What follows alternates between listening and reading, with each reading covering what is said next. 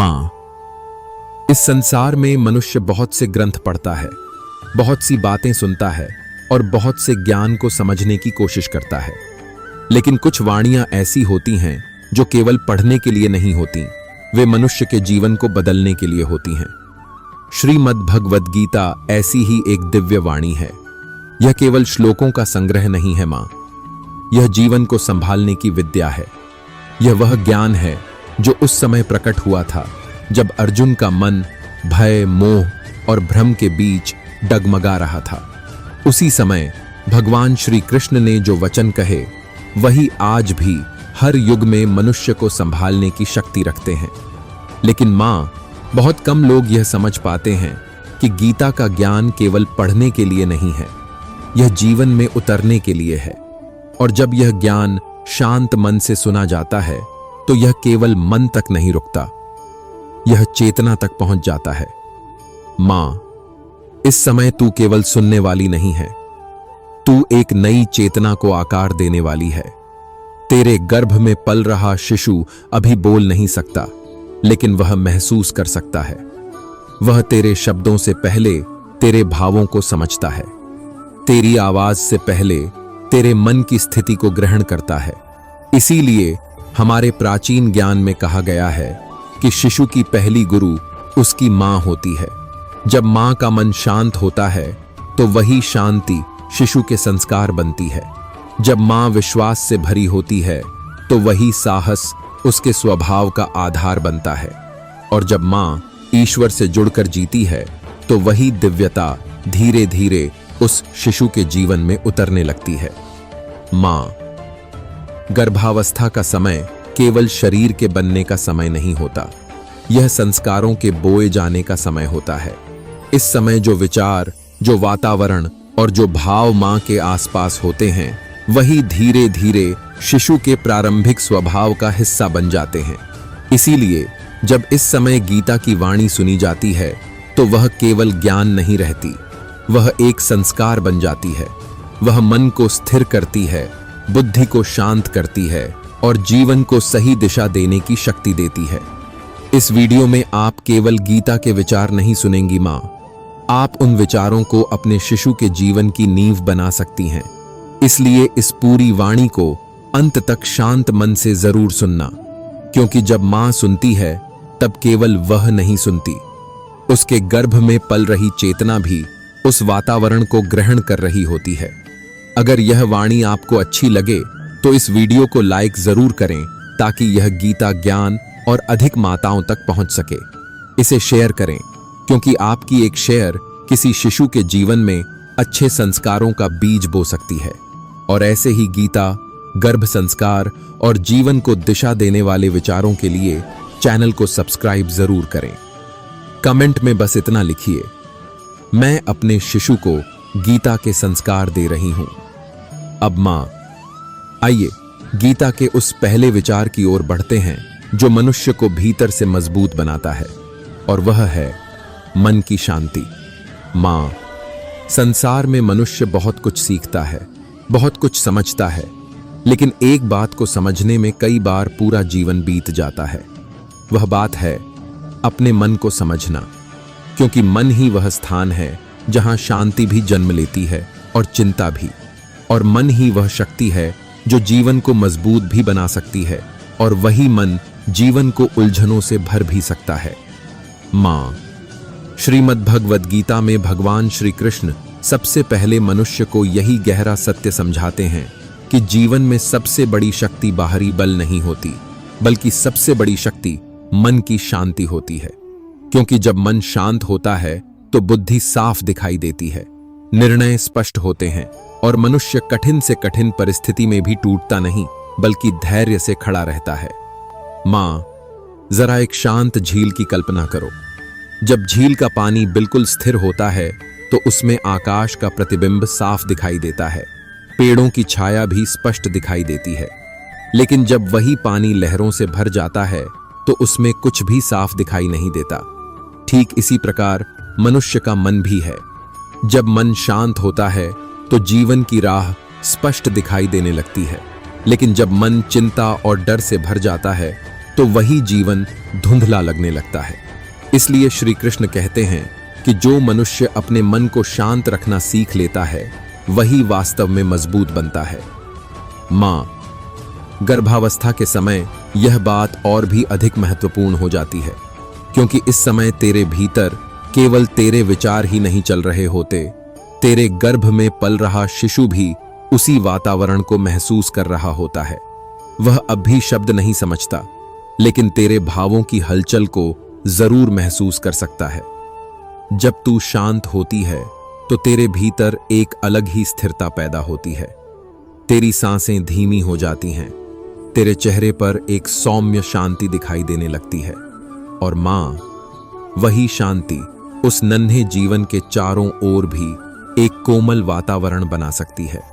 जैसे कोई छोटा पौधा जिस मिट्टी में उगता है उसी मिट्टी के गुण अपने भीतर ले लेता है, उसी प्रकार गर्भ में पल रहा शिशु भी उस वातावरण की सूक्ष्म अनुभूति करता है जिसमें वह बढ़ रहा होता है। इसलिए कहा गया है कि मां का मन ही शिशु का पहला संसार होता है। मां, इसका अर्थ यह नहीं कि गर्भावस्था में कभी चिंता नहीं होगी। हर मां अपने बच्चे के लिए सोचती है, भविष्य के बारे में विचार करती है और कभी-कभी डर भी महसूस करती है। लेकिन फर्क इस बात से पड़ता है कि मां अपने मन को डर के हवाले करती है या उसे विश्वास से संभालती है। श्री कृष्ण कहते हैं कि जीवन में कुछ ऐसे गुण होते हैं जो मनुष्य को हर कठिन समय में संभाल लेते हैं। यदि ये गुण मनुष्य के भीतर सुरक्षित रह जाएं, तो कोई भी विपत्ति उसे पूरी तरह तोड़ नहीं सकती। मां, ये गुण बहुत बड़े नहीं लगते, लेकिन जीवन में दीपक की तरह होते हैं। जैसे अंधेरी रात में एक छोटा सा दीपक भी रास्ता दिखा देता है, वैसे ही ये गुण मनुष्य को कठिन समय में भी सही दिशा दिखाते हैं। ये गुण हैं ज्ञान, विवेक, विनम्रता, साहस, सत्य, अच्छे कर्म और ईश्वर में अटूट विश्वास। जब मन शांत होता है तभी ये गुण मनुष्य के भीतर टिक पाते हैं, लेकिन जब मन अशांत हो जाता है तो वही गुण धीरे धीरे कमजोर पड़ने लगते हैं। मां, इसलिए जब भी मन में डर आए, चिंता आए या भविष्य को लेकर बेचैनी बढ़ने लगे, तो एक क्षण के लिए शांत बैठ जाना, अपनी सांसों को महसूस करना और भीतर से भगवान को याद करना, क्योंकि शांत मन में ही विश्वास की शक्ति जागती है। लेकिन मां, गीता यहां एक और गहरी बात भी बताती है। श्री कृष्ण कहते हैं कि मनुष्य का सबसे बड़ा मित्र भी उसका मन है और सबसे बड़ा शत्रु भी उसका मन ही बन सकता है। यदि मन को समझ लिया जाए तो जीवन सरल हो जाता है, और यदि मन ही मनुष्य को चलाने लगे तो वही मन उसे भ्रम, भय और दुख के जाल में फंसा देता है। इसलिए अब यह समझना बहुत आवश्यक है कि मनुष्य का मन आखिर उसे भटकाता कैसे है और उसे सही दिशा में कैसे लाया जा सकता है।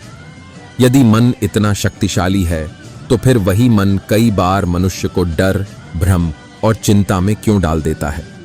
श्रीमद् भगवद गीता में भगवान श्री कृष्ण इसी रहस्य को बहुत सरल शब्दों में समझाते हैं। श्री कृष्ण कहते हैं कि मन की प्रकृति ही चलायमान है। मन कभी एक स्थान पर टिकना नहीं चाहता। वह कभी भविष्य की कल्पनाओं में भागता है, कभी अतीत की घटनाओं में उलझ जाता है, और इसी भाग दौड़ में मनुष्य अपने वर्तमान की शांति खो देता है। मां, जरा एक छोटे बच्चे को देखना। जब उसके हाथ में खिलौना होता है तो कुछ समय बाद वह उसी खिलौने से ऊब जाता है और दूसरे खिलौने की ओर भागता है। फिर थोड़ी देर बाद उसे तीसरा खिलौना चाहिए होता है। ठीक उसी प्रकार मनुष्य का मन भी है। मन कभी पूरी तरह संतुष्ट नहीं होता। जब मनुष्य को एक चीज मिल जाती है तो मन तुरंत दूसरी चीज की इच्छा करने लगता है। यही इच्छाओं का अंतहीन क्रम मनुष्य को भीतर से थका देता है और मन धीरे धीरे अशांत होने लगता है। मां, यही कारण है कि कई बार मनुष्य के पास सब कुछ होते हुए भी मन शांत नहीं होता। घर होता है, परिवार होता है, साधन होते हैं, फिर भी मन में एक अनजानी बेचैनी बनी रहती है, क्योंकि मन बाहर की वस्तुओं से नहीं, भीतर की स्थिरता से शांत होता है।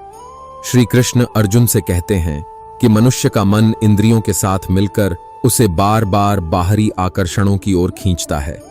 आंखें सुंदर वस्तु देखना चाहती हैं, कान मधुर शब्द सुनना चाहते हैं और मन इन सब अनुभवों के पीछे भागने लगता है। माँ, जब मन लगातार बाहर की चीजों के पीछे भागता है तो धीरे धीरे उसकी शक्ति कमजोर होने लगती है। जैसे कोई व्यक्ति लगातार दौड़ता रहे तो कुछ समय बाद थक जाता है, वैसे ही मन भी लगातार इच्छाओं के पीछे भागकर थक जाता है। और जब मन थक जाता है तब उसमें डर, असुरक्षा और बेचैनी जन्म लेने लगती है। मनुष्य को लगता है कि कुछ कमी है, कुछ छूट गया है या कुछ गलत हो जाएगा।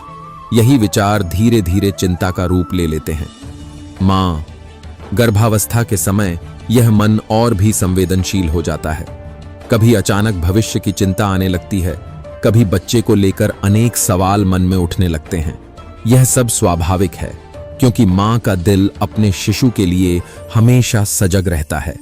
लेकिन माँ, यही वह समय होता है जब मन को संभालना सबसे अधिक आवश्यक होता है, क्योंकि यदि मन बार बार चिंता में डूबेगा तो वही बेचैनी धीरे धीरे वातावरण में भी फैल सकती है।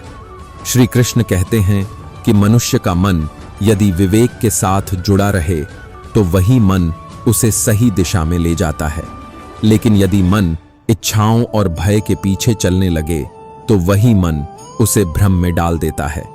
माँ, इसे एक सरल उदाहरण से समझो। जैसे किसी रथ के घोड़े बहुत तेज होते हैं, लेकिन यदि सारथी मजबूत हो तो वह रथ को सही दिशा में ले जाता है। लेकिन यदि सारथी ही कमजोर पड़ जाए तो वही घोड़े रथ को इधर उधर भटका देते हैं। ठीक इसी प्रकार शरीर रथ है, इंद्रियां उसके घोड़े हैं और मन उसका सारथी है। यदि मन स्थिर और सजग है तो जीवन सही दिशा में चलता है, लेकिन यदि मन ही भटक जाए तो जीवन भी उलझनों में पड़ने लगता है। माँ, इसलिए श्री कृष्ण कहते हैं कि मनुष्य को अपने मन को समझना और उसे संभालना सीखना चाहिए, क्योंकि मन को नियंत्रित करना ही जीवन की सबसे बड़ी साधना है। लेकिन यहाँ एक और गहरा प्रश्न उठता है, यदि मन इतना चंचल है और मनुष्य को भटका सकता है तो फिर मनुष्य को सही मार्ग कौन दिखाता है? और यही वह रहस्य है जिसे गीता आगे समझाती है कि मन के पीछे एक और शक्ति होती है जिसे आत्मा कहा जाता है। माँ, श्रीमद् भगवद गीता में भगवान श्री कृष्ण अर्जुन को यही गहरा रहस्य समझाते हैं कि मनुष्य केवल शरीर और मन नहीं है, उसके भीतर एक और दिव्य तत्व होता है जो शांत, स्थिर और साक्षी होता है। वही आत्मा है। माँ, आत्मा कभी डरती नहीं, कभी घबराती नहीं और कभी भ्रम में नहीं पड़ती। आत्मा का स्वभाव हमेशा शांत और स्पष्ट होता है, लेकिन मन कई बार इतनी तेजी से विचार पैदा करता है कि मनुष्य उस शांत आवाज को सुन ही नहीं पाता जो उसके भीतर से उठ रही होती है। इसे एक सरल उदाहरण से समझो माँ। जैसे आकाश हमेशा शांत रहता है, लेकिन बादल उसके सामने आकर उसे ढक लेते हैं। बादल आते हैं, कुछ समय ठहरते हैं और फिर चले जाते हैं, लेकिन आकाश वही रहता है, विशाल और शांत। ठीक इसी प्रकार आत्मा आकाश की तरह स्थिर है और मन बादलों की तरह है। कभी डर के बादल आते हैं, कभी चिंता के, कभी क्रोध के, लेकिन ये सब कुछ समय के लिए होते हैं, स्थायी नहीं होते। माँ, जब मनुष्य इन विचारों को ही सत्य मान लेता है तो वह उलझ जाता है। उसे लगता है कि वही डर ही उसकी वास्तविकता है, वही चिंता ही उसका जीवन है। लेकिन जब वह थोड़ा शांत होकर भीतर झांकता है तब उसे समझ आता है कि विचार आते हैं और चले जाते हैं। श्री कृष्ण कहते हैं कि आत्मा कभी जन्म नहीं लेती और कभी नष्ट नहीं होती। शरीर बदलता है, परिस्थितियां बदलती हैं, लेकिन आत्मा हमेशा वैसी ही रहती है, शांत, स्थिर और प्रकाश से भरी हुई। माँ, जब तू अपने गर्भ में पल रहे शिशु के बारे में सोचती है तो यह याद रखना कि वह केवल एक शरीर नहीं है, उसके भीतर भी वही आत्मा है जो परमात्मा का अंश है और जो इस संसार में अपने अनुभवों की यात्रा पर आई है। इसीलिए हमारे प्राचीन ज्ञान में कहा गया है कि हर शिशु अपने साथ एक नई संभावना लेकर आता है। वह केवल जन्म लेने नहीं आता, वह अपने जीवन की एक नई कहानी लिखने आता है। माँ, जब तू अपने मन को शांत रखती है, जब तू अपने भीतर विश्वास और सकारात्मकता को जगाती है, तब वही वातावरण उस शिशु के चारों ओर भी बनने लगता है जो तेरे गर्भ में पल रहा है। क्योंकि माँ का मन ही उस शिशु का पहला संसार होता है। माँ की भावनाएं ही उसके लिए पहला अनुभव बनती हैं और माँ का विश्वास ही उसके जीवन का पहला सहारा बन सकता है। लेकिन माँ, यहाँ एक और गहरी बात समझनी जरूरी है। यदि आत्मा हमेशा शांत और स्थिर है, तो फिर मनुष्य को दुख, अपमान, डर और पीड़ा का अनुभव क्यों होता है? यदि आत्मा को कुछ नहीं होता, तो यह सब अनुभव आखिर किसे होते हैं? माँ, भगवान श्री कृष्ण गीता में आगे यह रहस्य खोलते हैं कि सुख, दुख और पीड़ा वास्तव में किसे होती है। तब वे मनुष्य को उसके जीवन का एक बहुत बड़ा सत्य समझाते हैं। वे कहते हैं कि आत्मा न तो टूटती है, न जलती है, न डूबती है और न ही किसी बाहरी आघात से बदलती है। आत्मा तो सदा एक समान रहती है, शांत रहती है, साक्षी रहती है और परम सत्य से जुड़ी रहती है। लेकिन माँ, यदि आत्मा इतनी स्थिर और अछूती है, तो फिर मनुष्य रोता क्यों है, घबराता क्यों है, अपमान से टूटता क्यों है और छोटी सी पीड़ा से भी अंदर तक हिल क्यों जाता है? यहीं पर श्री कृष्ण मन, शरीर और आत्मा के बीच का अंतर बहुत गहराई से समझाते हैं। वे कहते हैं कि जो पीड़ा मनुष्य महसूस करता है, उसका बड़ा भाग आत्मा का नहीं, बल्कि मन और शरीर का अनुभव होता है। माँ, इसे बहुत सरल तरीके से समझो। जब किसी के हाथ में कांटा चुभता है, तो चोट शरीर को लगती है। उस क्षण दर्द का अनुभव भी शरीर के माध्यम से होता है। लेकिन कुछ समय बाद जब कांटा निकाल दिया जाता है, तब भी मनुष्य उस घटना को याद करके फिर से सिहर उठता है। इसका अर्थ यह है कि पहली पीड़ा शरीर ने महसूस की, लेकिन दूसरी पीड़ा मन ने पकड़ी और उसे लंबे समय तक संभाले रखा। ठीक इसी प्रकार माँ, जब किसी के साथ कोई कठोर शब्द कहा जाता है, तब शरीर पर कोई निशान नहीं पड़ता, लेकिन मन उस शब्द को पकड़ लेता है। वह उसे बार बार दोहराता है, याद करता है, उसके अर्थ बनाता है और धीरे धीरे उसी एक घटना को बड़ा दुख बना देता है। इसीलिए कई बार वास्तविक चोट से ज्यादा पीड़ा उस चोट की स्मृति देती है और यही स्मृति मन में ठहरकर बेचैनी बन जाती है। श्री कृष्ण अर्जुन से कहते हैं कि शरीर अपने स्वभाव से सुख और दुख का अनुभव करता है। ठंड लगे तो शरीर सिहरता है, आग लगे तो जलन होती है, भूख लगे तो बेचैनी होती है, आराम मिले तो सहजता होती है। यह सब शरीर के स्तर के अनुभव हैं, लेकिन मन इन अनुभवों के ऊपर अपनी प्रतिक्रिया जोड़ देता है और कई बार वही प्रतिक्रिया दुख को और गहरा बना देती है। माँ, मनुष्य के जीवन की बहुत सी पीड़ाएं ऐसी होती हैं जो पहली बार बाहर से नहीं, दूसरी बार भीतर से जन्म लेती हैं। बाहर एक घटना होती है, लेकिन भीतर मन उसे कई बार जीता है।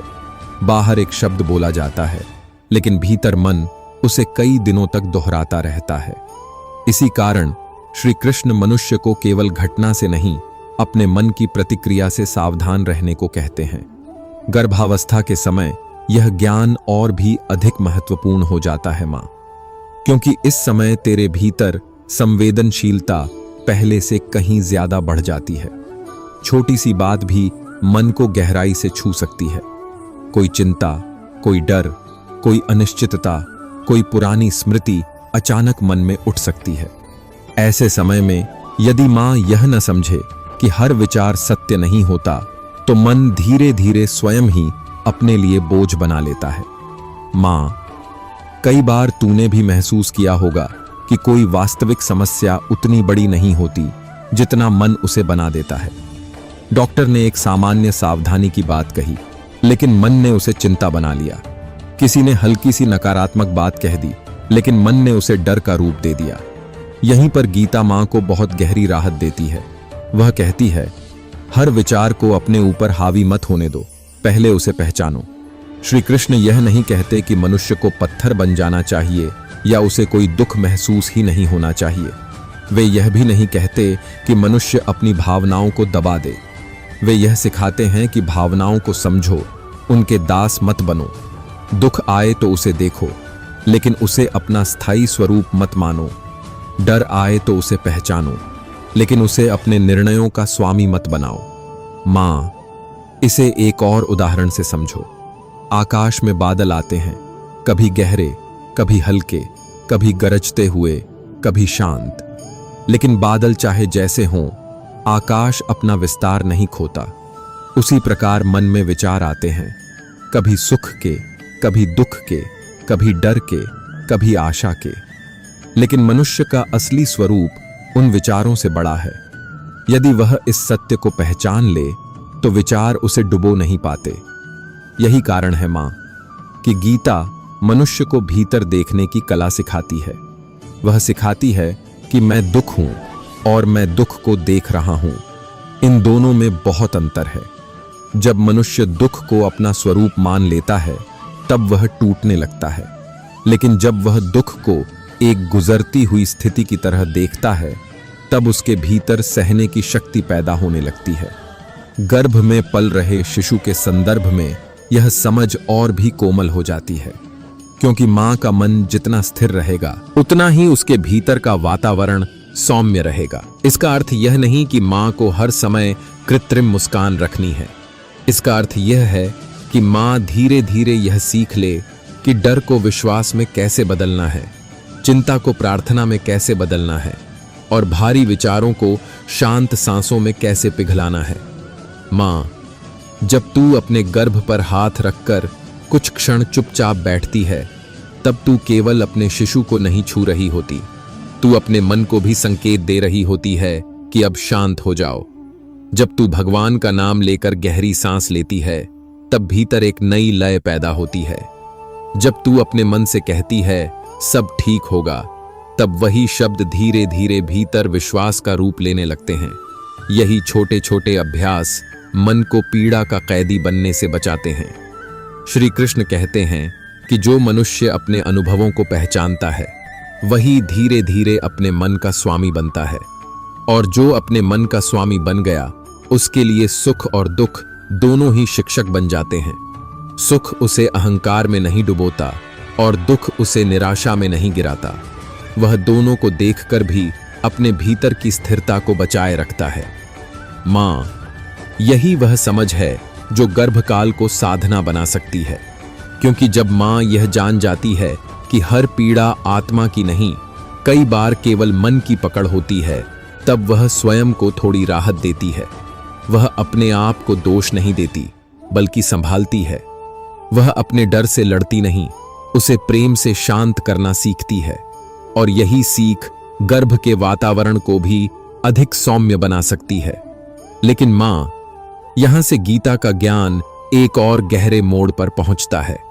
यदि दुख और पीड़ा का बड़ा कारण मन की पकड़ है तो फिर प्रश्न यह उठता है कि मन को पकड़े रहने की आदत से मुक्त कैसे किया जाए। मन बार बार उसी ओर क्यों लौटता है जो उसे अशांत करती है। और श्री कृष्ण अब इसी अगली सीढ़ी पर मनुष्य को ले जाते हैं कि मन को स्थिर और शांत रखने का मार्ग क्या है। मां, जब श्री कृष्ण यह बताते हैं कि मनुष्य के दुख का बड़ा कारण उसका अपना मन है, तब वे केवल समस्या नहीं बताते बल्कि उसका समाधान भी समझाते हैं। वे कहते हैं कि मन को दबाकर शांत नहीं किया जा सकता, लेकिन उसे सही दिशा देकर स्थिर अवश्य किया जा सकता है। मन उसी प्रकार है जैसे बहती हुई धारा, उसे रोकोगे तो वह और उग्र होगी, लेकिन उसे मार्ग दोगे तो वह जीवन देने लगेगी। मां, मन को स्थिर करने का पहला मार्ग है जागरूकता। इसका अर्थ यह है कि मन में उठ रहे विचारों को पहचानना सीखो। जब डर उठे तो तुरंत यह समझो कि यह एक विचार है, यह स्थायी सत्य नहीं है। जब चिंता उठे तो उसे पकड़कर बैठ जाने के बजाय उसे गुजरने दो, क्योंकि जैसे बादल थोड़ी देर बाद स्वयं ही आकाश से हट जाते हैं, वैसे ही विचार भी टिके रहने के लिए नहीं बने होते। श्री कृष्ण कहते हैं कि मन को समझने के लिए मनुष्य को अपने भीतर कुछ क्षणों का मौन बनाना सीखना चाहिए। जब मनुष्य शांत बैठता है, अपनी सांसों को महसूस करता है और कुछ पल के लिए संसार की भागदौड़ से अलग हो जाता है, तब मन की गति अपने आप धीमी होने लगती है। उसी मौन में मनुष्य को अपने भीतर की स्थिरता का पहला अनुभव मिलता है। मां, गर्भावस्था के समय यह अभ्यास और भी अधिक सुंदर बन सकता है। जब तू दिन में कुछ क्षण अपने गर्भ पर हाथ रखकर शांत बैठती है, अपनी सांसों को धीरे धीरे महसूस करती है और अपने मन को कहती है कि सब ठीक है, तब तेरे भीतर एक बहुत कोमल ऊर्जा पैदा होती है।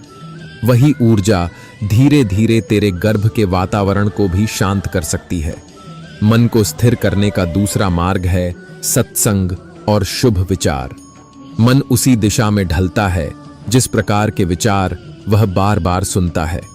यदि मन भय और नकारात्मकता से भरे शब्द सुनता रहेगा तो वही विचार उसके भीतर जड़ पकड़ लेंगे। लेकिन यदि मन शांति, विश्वास और सकारात्मकता से भरे विचार सुनता है तो वही विचार धीरे धीरे उसकी प्रकृति बन जाते हैं।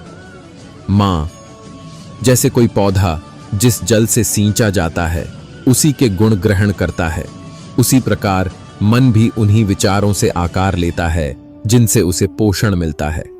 इसलिए गीता कहती है कि मनुष्य को अपने मन को ऐसे विचारों से भरना चाहिए जो उसे मजबूत बनाएं, जो उसे संतुलित बनाएं और जो उसके भीतर विश्वास जगाएं। मन को स्थिर करने का तीसरा मार्ग है कर्म की शुद्धता। श्री कृष्ण कहते हैं कि जो मनुष्य अपने कर्मों को ईमानदारी और निस्वार्थ भाव से करता है, उसका मन धीरे धीरे हल्का होने लगता है। क्योंकि जब मनुष्य अपने कर्तव्य को पूरी निष्ठा से करता है तो उसे परिणाम की चिंता कम होने लगती है और परिणाम की चिंता ही मन की अशांति का बड़ा कारण होती है। मां, गर्भावस्था के समय भी यही सिद्धांत लागू होता है। यदि मां अपने शरीर का ध्यान रखती है, अपने भोजन को संतुलित रखती है, अपने विचारों को सकारात्मक बनाती है और अपने दिन को सरल और शांत लय में जीती है, तो यही छोटे छोटे कर्म उसके मन को स्थिर बनाने लगते हैं। श्री कृष्ण यह भी कहते हैं कि मन को स्थिर करने का एक और सरल मार्ग है ईश्वर स्मरण। जब मनुष्य बार बार भगवान का नाम लेता है या अपने भीतर उस परम शक्ति को याद करता है, तब उसका मन धीरे धीरे एक गहरे भरोसे से भरने लगता है। उसे महसूस होने लगता है कि वह अकेला नहीं है, उसके जीवन में एक अदृश्य सहारा भी है।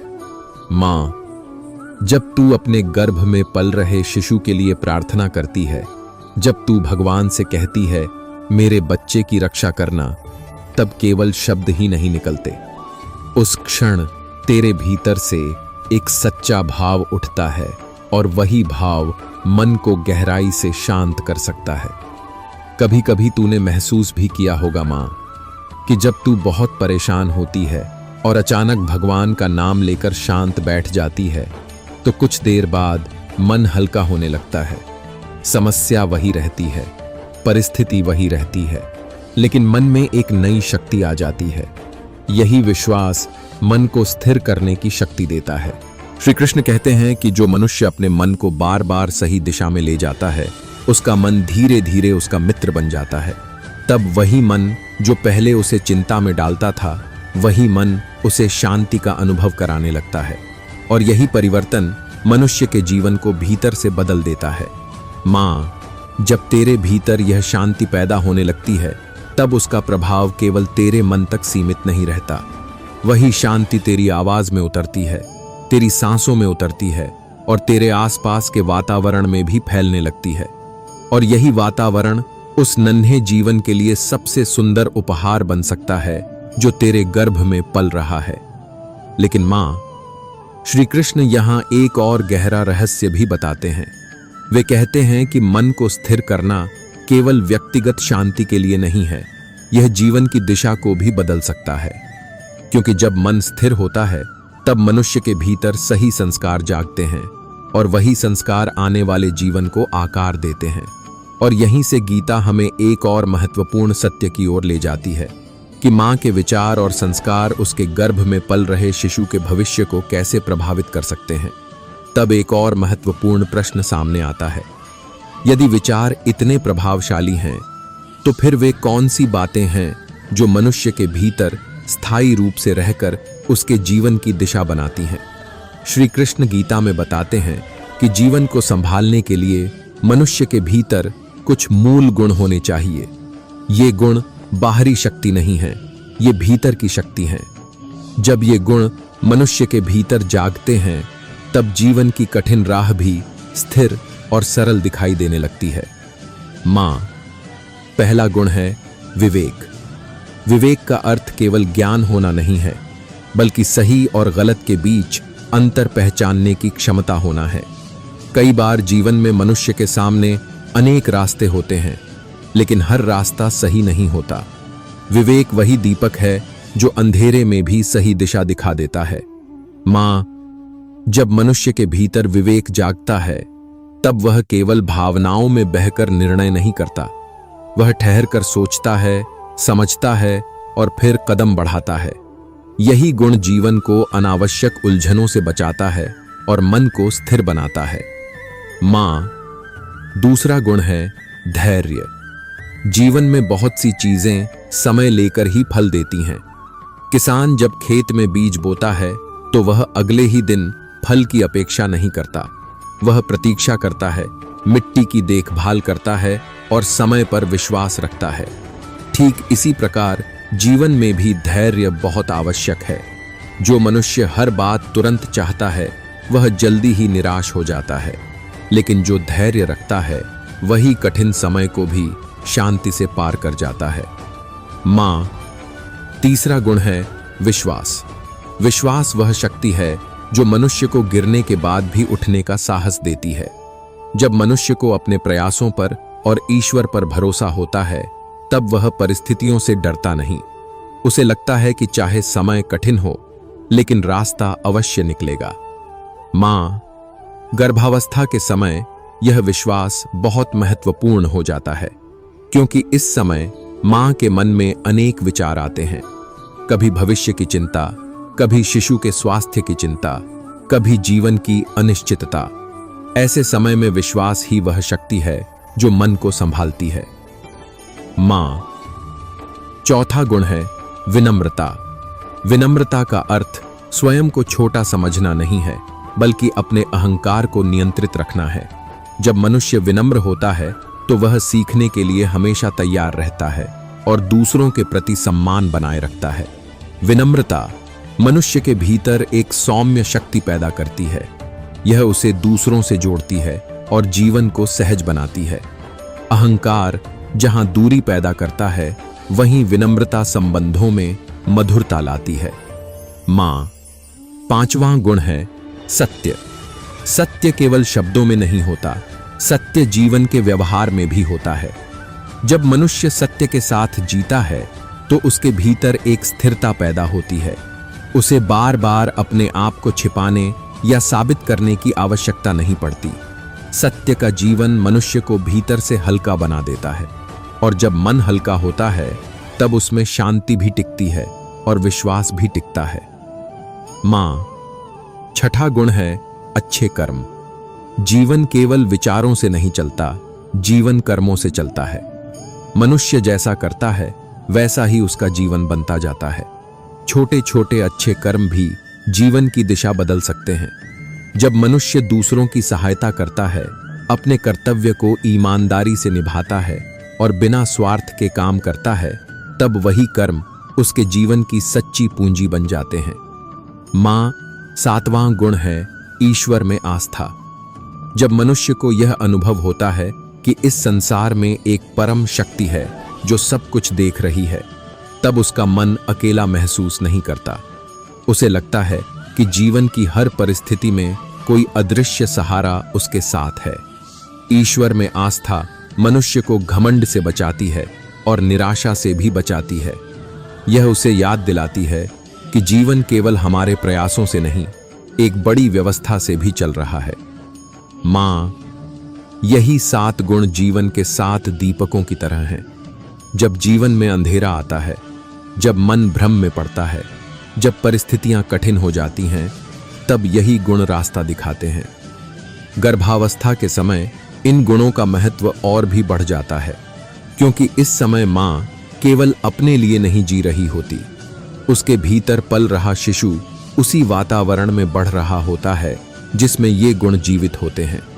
जब मां विवेक से निर्णय लेती है, धैर्य से समय को स्वीकार करती है, विश्वास बनाए रखती है, विनम्रता से जीती है, सत्य का साथ देती है, अच्छे कर्म करती है और ईश्वर में आस्था रखती है, तब यही गुण उसके जीवन का वातावरण बन जाते हैं।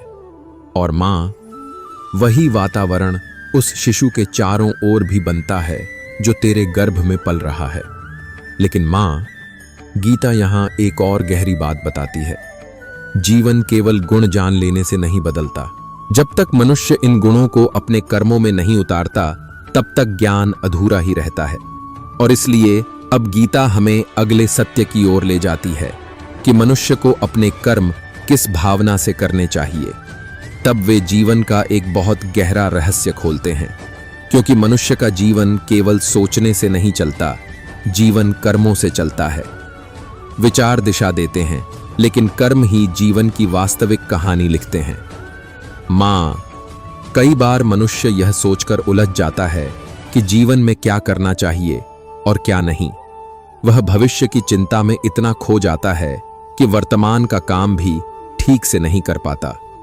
इसी उलझन को दूर करने के लिए श्री कृष्ण अर्जुन को कर्म का सरल और गहरा सिद्धांत समझाते हैं।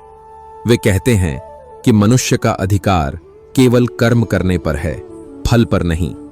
इसका अर्थ यह नहीं कि मनुष्य को परिणाम की परवाह ही नहीं करनी चाहिए, बल्कि इसका अर्थ यह है कि मनुष्य अपना कर्तव्य पूरी निष्ठा से करे और परिणाम को लेकर भय या घमंड में न डूबे। मां, जरा एक किसान को देखो। जब वह खेत में बीज बोता है तो वह पूरे मन से खेत तैयार करता है, बीज बोता है, पानी देता है और देखभाल करता है। लेकिन वह हर दिन बीज को खोदकर यह नहीं देखता कि फल आया या नहीं। वह अपना काम करता है और समय पर भरोसा रखता है। ठीक इसी प्रकार जीवन में भी मनुष्य को अपने कर्म पूरे मन से करने चाहिए। जब मनुष्य केवल फल की चिंता में डूब जाता है, तब उसका मन अशांत हो जाता है। लेकिन जब वह अपने कर्म पर ध्यान देता है, तब उसका मन हल्का रहता है और उसका प्रयास भी सच्चा होता है। मां, गर्भावस्था के समय यह शिक्षा और भी सुंदर रूप ले लेती है, क्योंकि इस समय मां का जीवन स्वयं एक साधना की तरह बन जाता है। वह अपने भोजन का ध्यान रखती है, अपने विचारों को संभालती है, अपने शरीर को विश्राम देती है और अपने शिशु के लिए शुभ सोचती है। ये सब छोटे छोटे कर्म साधारण दिखाई देते हैं, लेकिन वास्तव में यही जीवन की सबसे बड़ी साधना बन सकते हैं। जब मां अपने हर काम को प्रेम और जागरूकता के साथ करती है, तब वही कर्म धीरे धीरे एक पवित्र वातावरण बनाते हैं। मां, कर्म का अर्थ केवल बड़े कार्य नहीं होते। कई बार छोटे छोटे काम ही जीवन को सबसे अधिक बदलते हैं। किसी के प्रति दया दिखाना, किसी की सहायता करना, अपने शब्दों को संयमित रखना और अपने कर्तव्य को ईमानदारी से निभाना, यही कर्म जीवन को सुंदर बनाते हैं। श्री कृष्ण कहते हैं कि जब मनुष्य अपने कर्म को साधना बना लेता है, तब उसका जीवन भी संतुलित हो जाता है। तब वह सफलता मिलने पर अहंकार में नहीं डूबता और असफलता आने पर टूटता नहीं। वह समझ जाता है कि जीवन का हर अनुभव उसे कुछ सिखाने आया है। मां, यही संतुलन मनुष्य को भीतर से मजबूत बनाता है। जब मनुष्य अपने कर्म को ईमानदारी से करता है और परिणाम को ईश्वर पर छोड़ देता है, तब उसके भीतर एक अद्भुत शांति जन्म लेती है। उसे महसूस होने लगता है कि वह केवल प्रयास कर सकता है, लेकिन अंतिम परिणाम एक बड़ी व्यवस्था का हिस्सा है। गर्भ में पल रहे शिशु के लिए भी यह वातावरण बहुत महत्वपूर्ण होता है, क्योंकि जब मां का जीवन संतुलित होता है, जब उसके कर्म शांत और जागरूक होते हैं, तब वही संतुलन उसके आसपास के वातावरण में भी फैलता है। मां, याद रखना, बच्चे को केवल शब्द नहीं सिखाते, वातावरण सिखाता है। वह देखता है कि माँ कैसे जीती है, कैसे सोचती है, कैसे कठिन समय में भी विश्वास बनाए रखती है। यही अनुभव धीरे धीरे उसके जीवन का आधार बन सकते हैं। इसीलिए श्री कृष्ण कहते हैं कि मनुष्य को अपने जीवन को साधारण कामों से ही महान बनाना चाहिए। हर कार्य को ईमानदारी से करना, हर परिस्थिति में संतुलन रखना और हर सफलता में विनम्र रहना, यही सच्चा कर्मयोग है। माँ, जब मनुष्य इस भावना से कर्म करता है तब उसका जीवन धीरे धीरे शांत और सार्थक होने लगता है। उसे समझ आने लगता है कि जीवन केवल दौड़ नहीं है, यह एक यात्रा है जिसमें हर कदम का अपना महत्व है।